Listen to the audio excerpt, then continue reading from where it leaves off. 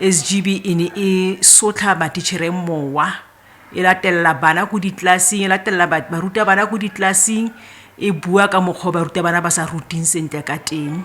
e tsena go boapelong jwa bana e polella bomme ba ba apayang gore ke yone ba thapileng so go ne go le botlhoko mme ra leboga gompieno re bone tharabololo re emetse letlha le le tla fiwang ke department la go tlhopha botsamaisi maloko a mabedi a SGB a ka re thusa go nna botsamaisi jwa sekolo sa Senkwe. Yaanong ga ke itse gore tsamaiso le gore ga re baakanya ra go baakanya yang go santsane go lowa ka gore kana governance ke go dula fo fatshe go sa omanwe ke go dula mo fatshe batho ba babedi ba bua ba baakanya bothata bo e leng gore bo teng yaanong ka fo ntseng ka teng department e ntse fela ka ditsetsekwane jaana gore protect wa bone gore ba sireletsana tota e ntse fela jalo a se re sa merene le mathata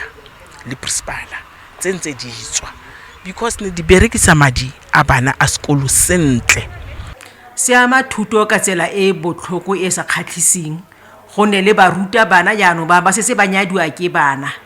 SGB e na le maloko a mabedi a reng ha moruta bana a fetsa go ruta bana a dira dipaakanyo le bana ba tsena mo phaposi borutelong ba ra bana ba re dikarabo tse di fosagetse ba ra bana ba re moruta e bana yo ga ruti sentle se ne se tlisa lenyatso mo ngwaneng mo go ya go moruta bana gore moruta bana gore ga itse sepe tota bogolo jwa ba ruta bana ba ne ba tshela ka dipelo tse di botlhoko ke go bontsha maikutlo a site ya ka story a ke botse potso ke go bontsha site ya ka story a ke tsele ba no lwela tshwantse ke le bolele gore ke a jile ka mokgwa o ya ke tshwantse ke le bolele gore ke tlhabo di 4000 teng ke dijile ya a ke tsa sibile di file ba ne ba tsena jalo ba sa fetile ka botsamaisi ba sa fetile ka mokwaledi wa sekolo le ha ile ka mogokgo ba fetela fela go diphaposi borutelong